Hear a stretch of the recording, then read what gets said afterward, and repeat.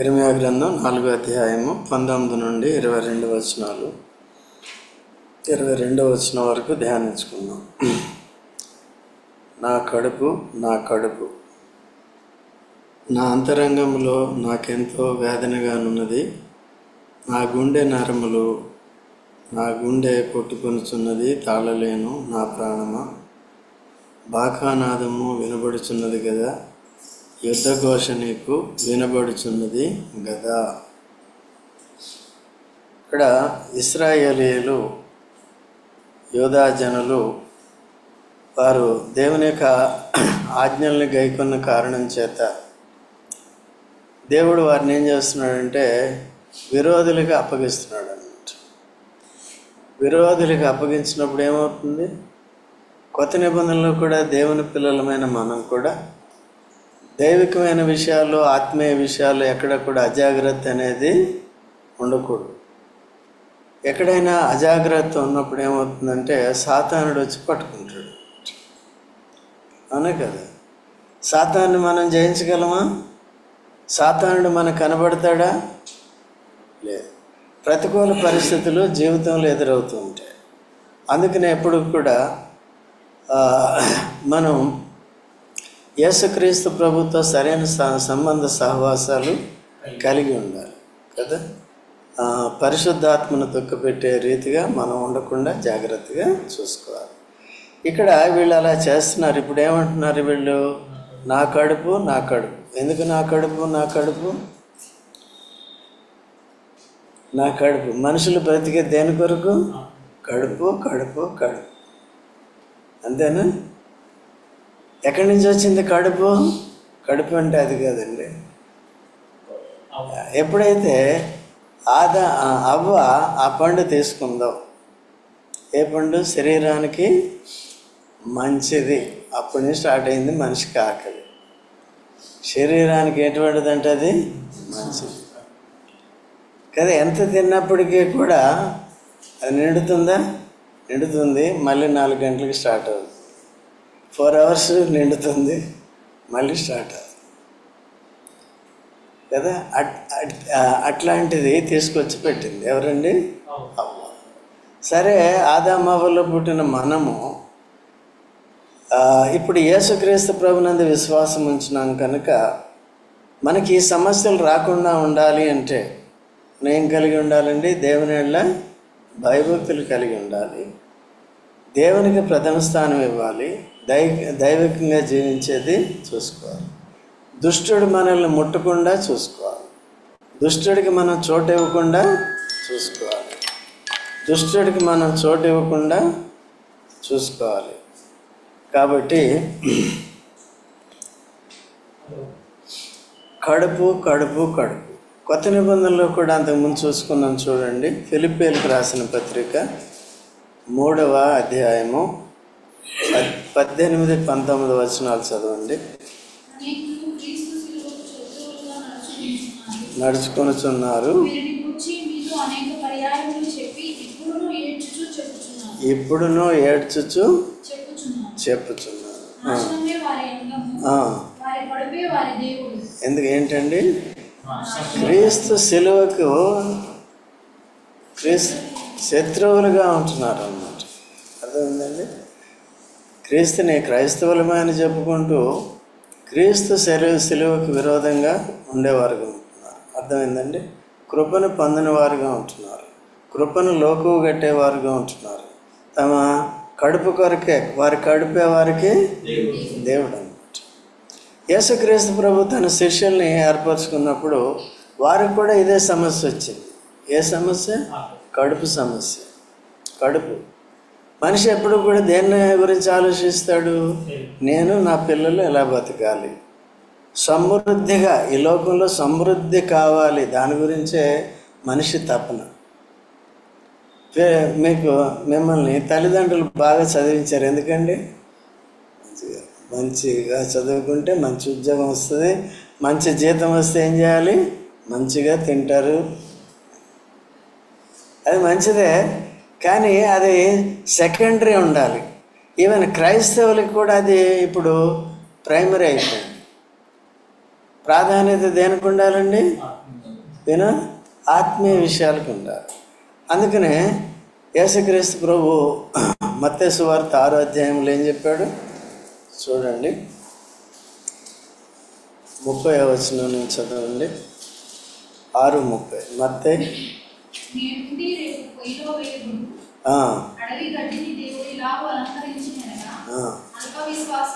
అల్ప విశ్వాసులారా కదా, ఏమి తిందుమో ఏమి త్రాగుదమో అని చింతపడుకుడి. అన్ని జనులకు ఒకటే ఉందండి, వారి కడుపే వారి దేవుడు. వేరే ఆత్మ గురించి వాళ్ళు పట్టించుకోరు. మనం యేసుక్రీస్తునందు విశ్వాసం ఉంచింది దేని కొరకు? ఆత్మరక్షణ కొరకు. ఆత్మ నిరంతరం ఉంటుంది. శరీరం ఎన్ని రోజులు ఉంటుంది? కొన్ని రోజులు ఉంటుంది. మనందరికి తెలుసు. తెలిసినప్పటికీ కూడా ప్రాధాన్యత దేనికి ఇస్తాం? ఇప్పుడు చూడండి, యేసుక్రీస్తు ప్రభు ఉన్నతమైన పిలుపుతో అపోస్తలులుగా ఉండుటకు శిష్యుల్ని ఏర్పాటు చేసుకుంటే వారు దేన్ని వెతుకుతున్నారు? వాళ్ళు ఏమి తిందమా ఏమి తిందమా. అందుకని యేసు ప్రభు ఏం చెప్తున్నాడు? నా నీతిని రాజ్యాన్ని మొదట వెతకండి, అప్పుడు ఇవన్నీ నేను మీకేం చేస్తాను? ఇస్తాను. ఒకవేళ మీరు చదువుకునే ఉద్యోగాలు సంపాదించుకుని జీతాలు వస్తున్నప్పటికీ కూడా మొదట ప్రాధాన్యత దేనికి ఇవ్వాలి? ఇచ్చినప్పుడు ఏం చేస్తాం? దేవుని మందిరానికి వస్తాం, ప్రార్థన కూడుకుంటే వస్తాం కదా, బైబిల్ పఠనం ఉంటే వస్తాం, సువార్త ఉంటే వస్తాం. ఇది లేకపోతే ఏం చేస్తామండి? సంపాదించుకుంటాం, తింటా కూర్చుంటాం. వారి కడుపే అట్లా ఉండకూడదు. ఓకేనండి. సో అందుకనే ఈవెన్ పేతురు ఇప్పుడే కాదు, చూడండి యోహాను సువార్త 21వ అధ్యాయం. యోహాను సువార్త 21 మొదటి వచనం చదవండి. మొదటి వచనం. తరువాత యేసు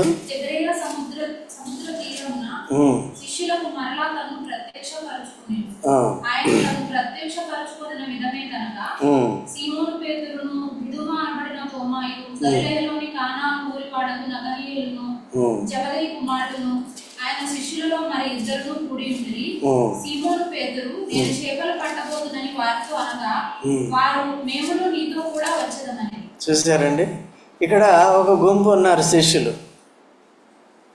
ఉన్నప్పుడు వారిలో ఎవరున్నారండి? తోమా కూడా ఉన్నాడు. తోమా 20వ అధ్యాయంలో ఏమైంది? అయ్యా మేము యేసుప్రభుని చూసామంటే మీరు చూస్తే చూసి ఉండొచ్చు, నేను చూస్తేనే కానీ నమ్మను. ఇంకేటంటే పైగా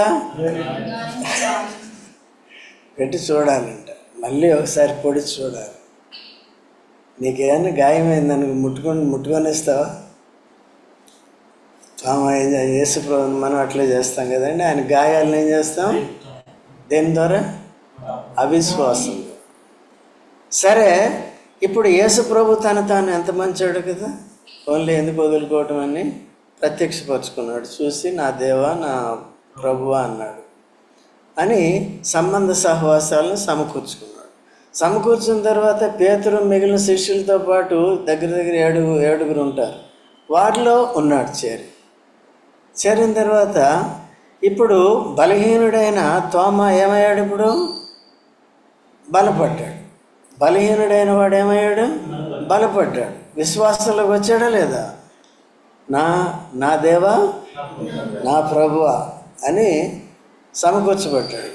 ఇప్పుడు పేతురు సీనియర్ కదా, వీళ్ళందరినీ మళ్ళీ వీక్ చేస్తున్నాడు. చూడు ఏం చేస్తున్నాడు? ఇదిగో నేను సీనియర్ అని అట్లాంటి మిగిలిన వాళ్ళు ఏం చేయాలి? భర్త బలంగా ఉండాలి ఇంట్లో, భార్యను ఏం చేయాలి? మాదిరి చూపించి తీసుకురావాలి. లేకపోతే ఇద్దరు కూడా అట్లా ఉండి ఏం చేయాలి? అకుల్లా ప్రిస్కిల్లా ఎలా ఉన్నారు?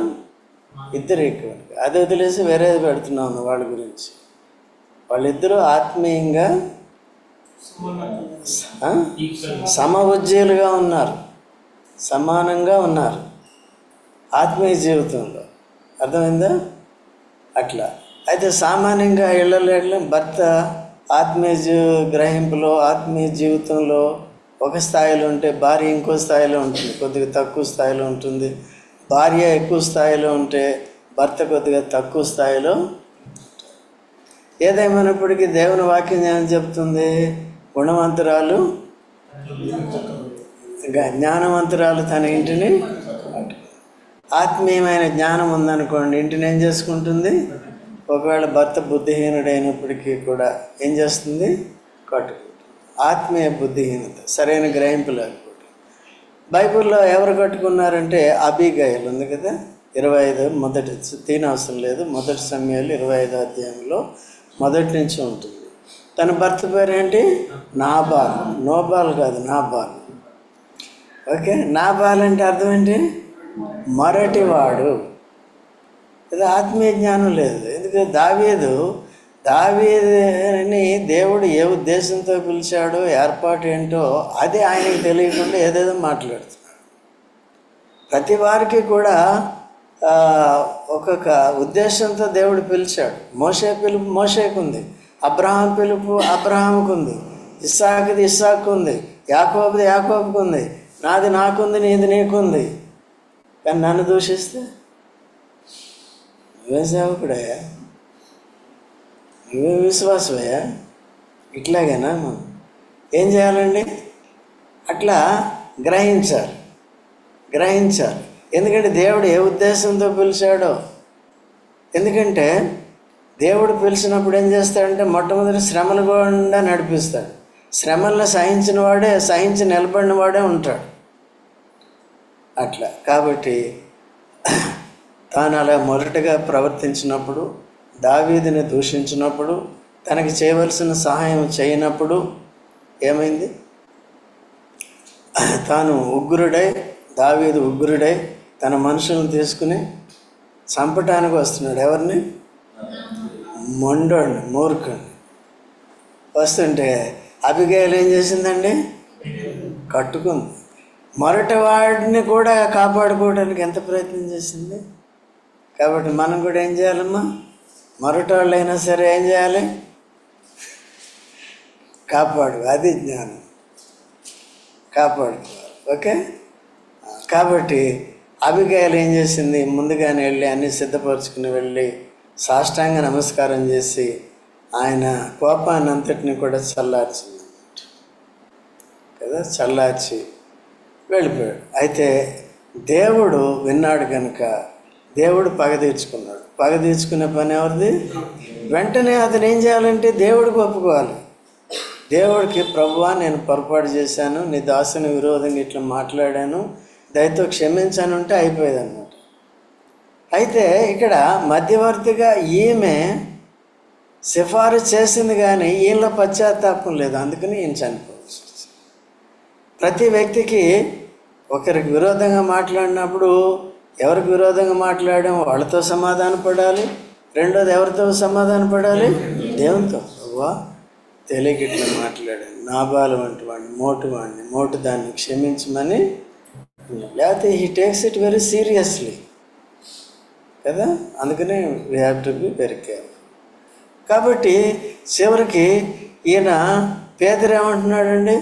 ముందే బలహీనల్ని ఒక పక్కన యేసుప్రభు బలపరిచి సహవాసంలో పెడుతుంటే అయ్యగారు పేదరు ఏం చేస్తున్నాడండి? ఇక్కడ ఇదిగో నేను చేపలు, ఇదిగో యేసుప్రభు చనిపోయాడు, ఇంక అయిపోయింది, తర్వాత మా పొట్టతిప్పల సంగతి ఏంటి, కాబట్టి నా వృత్తి నేను చేసుకుంటాను, నేను వెళ్తున్నాను సముద్రానికి అన్నా.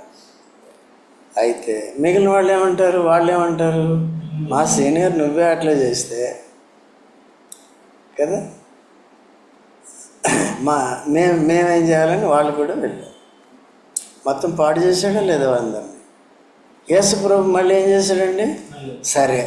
సరే రాత్రి అంతా ప్రయాసపడ్డారు. ఎన్ని చేపలు పట్టినారు? నాకు వేరుగా ఉండి మీరేమీ చేయలేరు. మేము అందుకని వదిలేస్తూ ఉంటాం. చెప్పినా సరే మీటింగ్ రాకుండా, ప్రార్థన చేయకుండా, వాక్యం చదవకుండా చెప్తాం. వినకపోతే ఎవరు దర్శిస్తారు? దేవుడు దర్శిస్తే ఎట్లా ఉంటుంది? సెట్ అన్న అవుతాడు, లేకపోతే ఫట్ అన్న అవుతాడు. ఇటన్న ఉంటాడు, అటన్న ఉంటాడు. అర్థమవుతుందండి? అందుకని జాగ్రత్తగా ఉంటాం. టైం ఇస్తాం, మేము కూడా ఓర్పు కలిగి ఉంటాం. కోపంతో ఎవరికి చెప్పం. ఏ చెప్పినా ఎట్లా చెప్తామండి? ప్రేమతో చెప్తాం, సహనంతో చెప్తాం. కాపురత్వం యొక్క బాధ్యత అది, ఇష్టానుసారంగా చేసేది.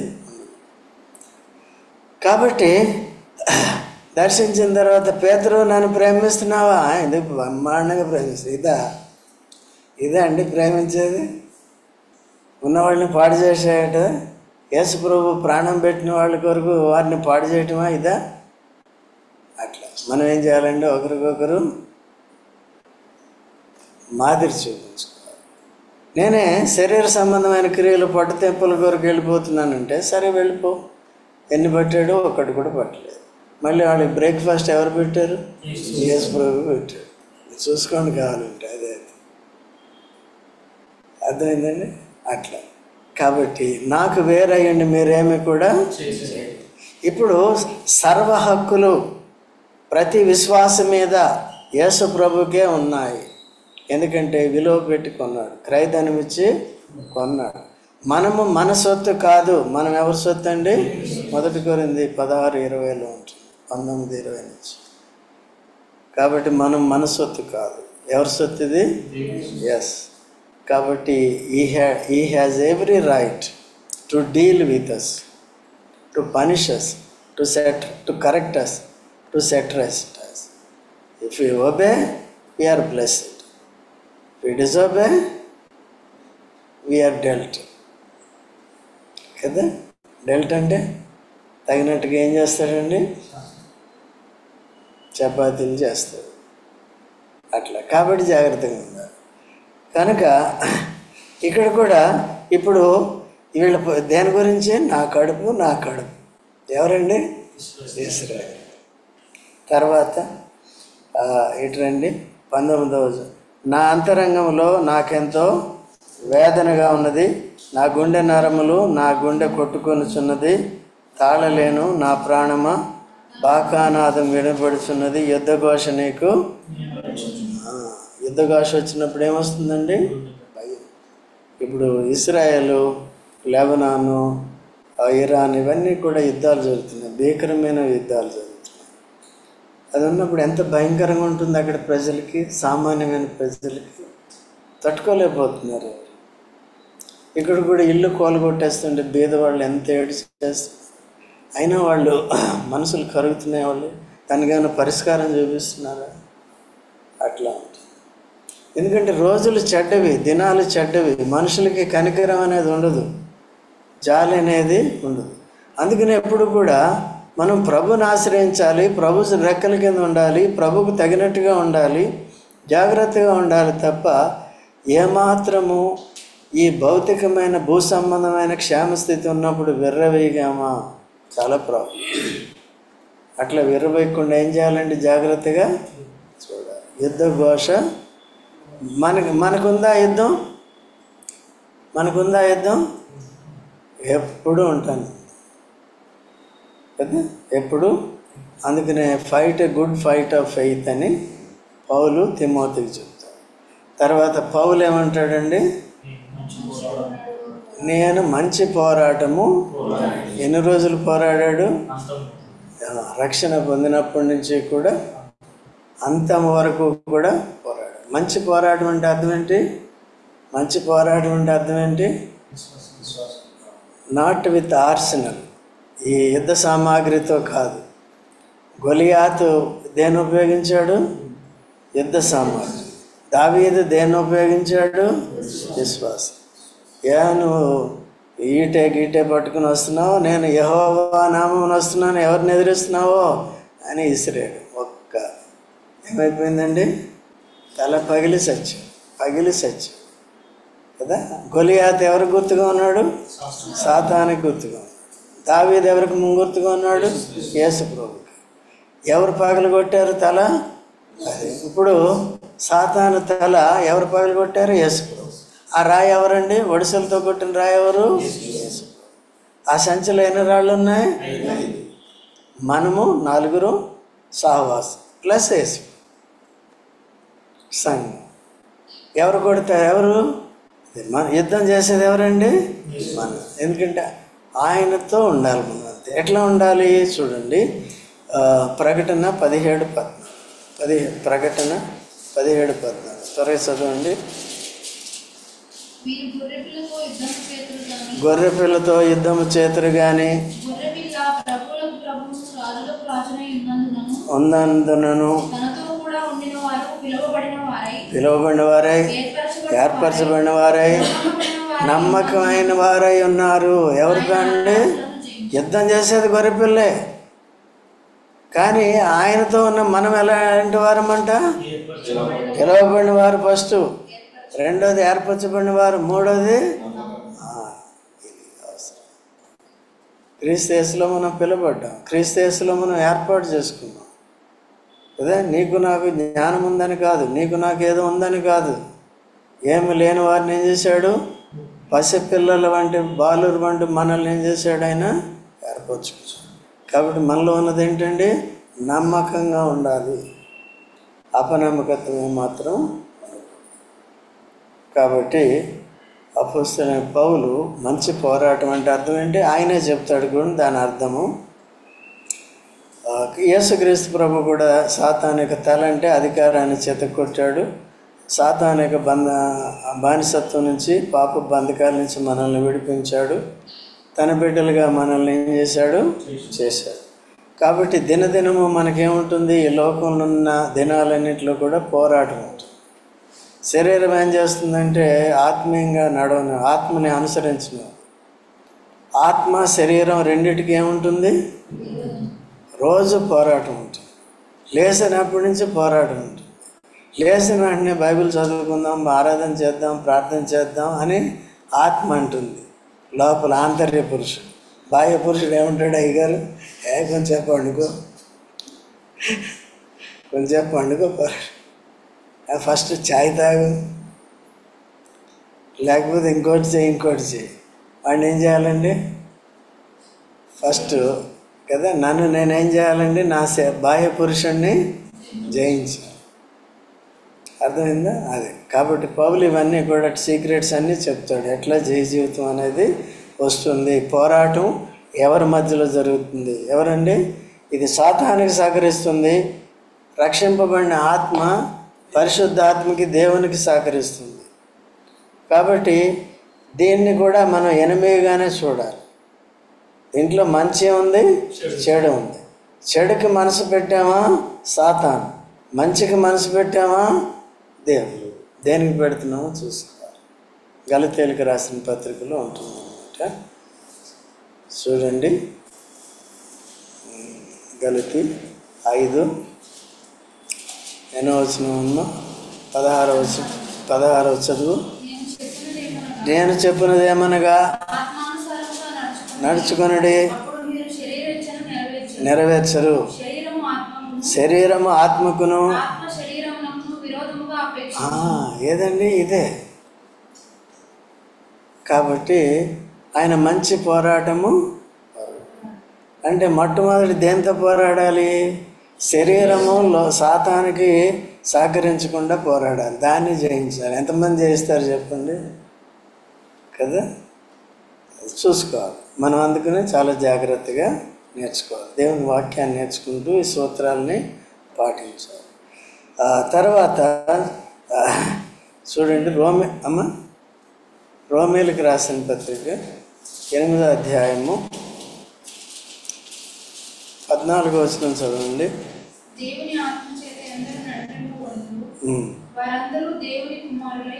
12 కూడా చదవమ్మా. సహోదరులారా, శరీరానుసారముగా ప్రవర్తించుటకు శరీరమునకు రుణస్థులం కాము గాని. అదండి, శరీరానుసారంగా ప్రవర్తిస్తే ఏమవుతామంట? జయించాలి. కొరింథీ సంఘంలో అంతా శరీరానుసారులు అయిపోయారు. కానీ వాళ్ళు అనుకునేది ఏంటి? మేము ఆత్మానుసారులు.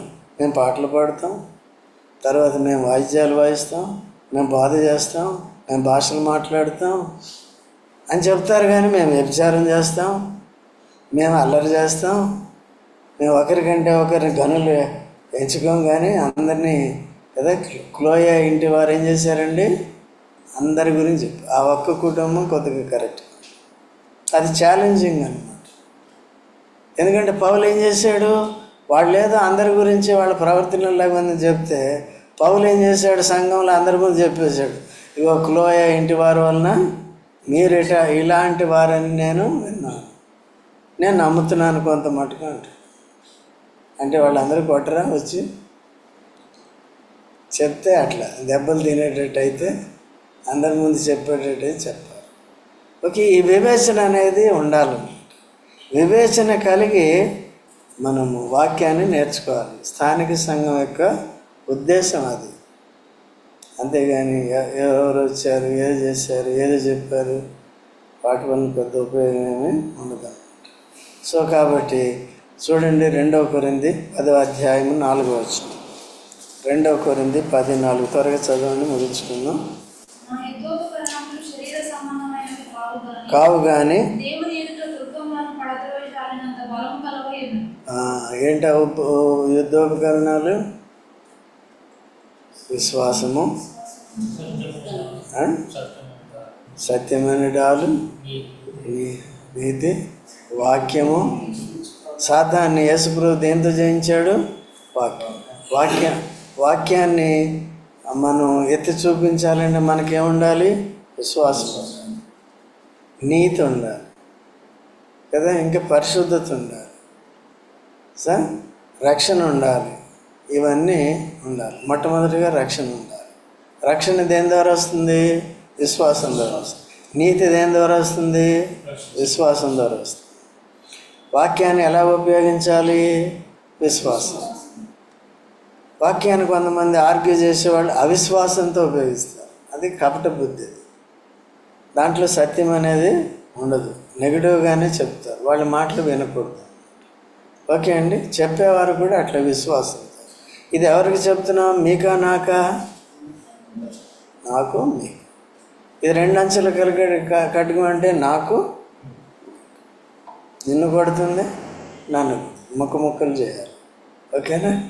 అది తర్వాత చదవండి, ఇటు రండి. కీడు వెంట కీడు వచ్చుతున్నది. ఎందుకో?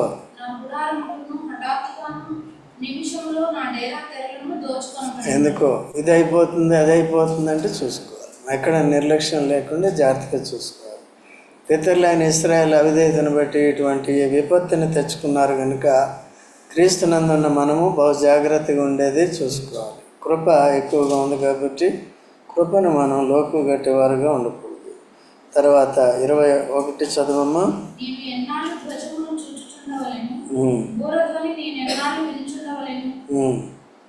బరుదాని అంటే హెచ్చరిక చేస్తారు. ఇదిగో శత్రువు వస్తున్నాడు, యుద్ధం రాబోతుంది. అప్పుడు అందరికీ ఏముంటుంది? అందరికీ గుండె దడిపో కదా, అటువంటి భయంకరమైన పరిస్థితి. ఇప్పుడు మనకి యుద్ధం లేదు కాబట్టి కొద్దిగా ప్రశాంతంగా ఉన్నాం. యుద్ధం కదా, అప్పుడు ఆ యుద్ధం జరుగుతున్న ప్రదేశాలు చూడండి ఎట్లా ఉంటాయి, ఎంత భయంకరంగా ఉంటాయి. అక్కడ ఇంకో దగ్గర జరుగుతుంది ఏంటది, మా ఎప్పటి నుంచో రష్యాని ఉక్రెయిన్ ఎక్కడెక్కడ జరుగుతూ ఉంటాయి. అర్థమైంది? ఎప్పుడు సేఫ్టీ అనేది ఉంది. అందుకని ఆత్మీయ జీవితంలో కూడా అటువంటి పోరాటము అనుదినము కూడా మనం పోరాడి జయించేది నేర్చుకోవాలి. ఓకేనండి, తర్వాత చదవము 22. ఎరుగరు. చూసండి, దిస్ ఈజ్ ఇట్. కాబట్టి మనం జాగ్రత్తగా ఉండాలి. నా జనులు ఎటువంటి వారండి? ఎవరండి అవివేకులు? దేవుని వాక్యంలో ఏం చెప్పాడంటే, దేవుడు ఈ జనము ఎవరు? ధర్మశాస్త్రాన్ని కలిగిన, దేవుని యొక్క ఆజ్ఞలు కలిగిన జనము, వివేచన కలిగిన జనమని, జ్ఞానవంతులని, సర్వలోకంలో ఉన్న జనులందరికంటే కూడా శ్రేష్టమైన వారని రాయబడు కదా, ద్వితీయోపదేశకాండం కదండి, 9వ అధ్యాయంలోనూ 7వ అధ్యాయంలోనూ. కాబట్టి లేఖనాలను ఎరగాలి, విశ్వాసంతో వాటిని గైకొనాలి. అది వారు వివేకం కలిగి ఉన్నారు. ఇప్పుడు దేవుడు ఏమంటున్నాడు? నా ప్రజలు అవివేకులు.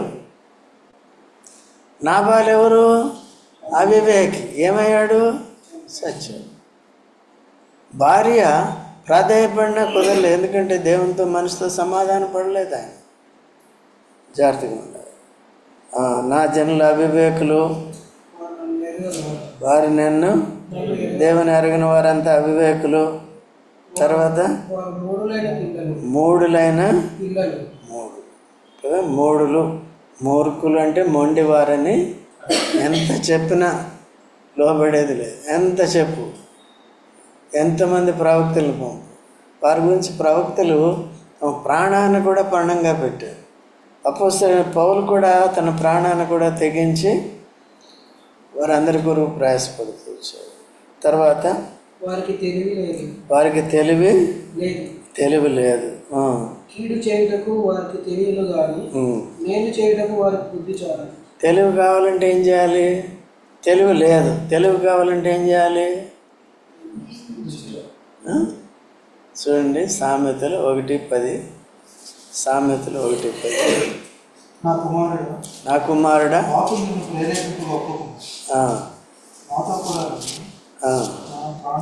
అది కాదు, 7వ, సారీ, రైట్.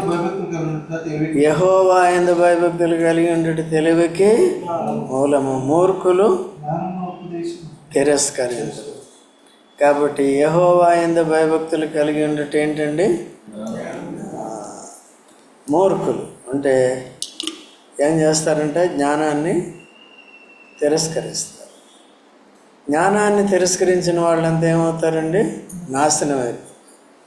కాబట్టి ఇప్పుడు జ్ఞానం లేని మనకు దేవుడు జ్ఞానం ఇవ్వాలని యేసుక్రీస్తు ప్రభువే మనకి జ్ఞానం అయ్యాడు కదా. మొదటి కొరింథీ 1:31 ఏముంటుంది? తీనవసరం నేను చెప్తాను. యేసు ప్రభు మనకు జ్ఞానము, నీతి, పరిశుద్ధత, విమోచనము. కాబట్టి అతిశయించేవాడు ప్రభునందే అతిశయించు. దైవ జ్ఞానం కలిగిన వారు, దైవనీతి కలిగిన వారు, ఇవన్నీ యేసు ప్రభు ద్వారానే వస్తాయి. యేసు ప్రభుని ఎరగటమే జ్ఞానం. ఎరిగిన తర్వాత భయభక్తులు కలిగి ఉండటే జ్ఞానం. అట్లా వాక్యాన్ని నేర్చుకో. తర్వాత ఎవరిని బట్టి అతిశయించాలి? ప్రార్థన చేసుకో.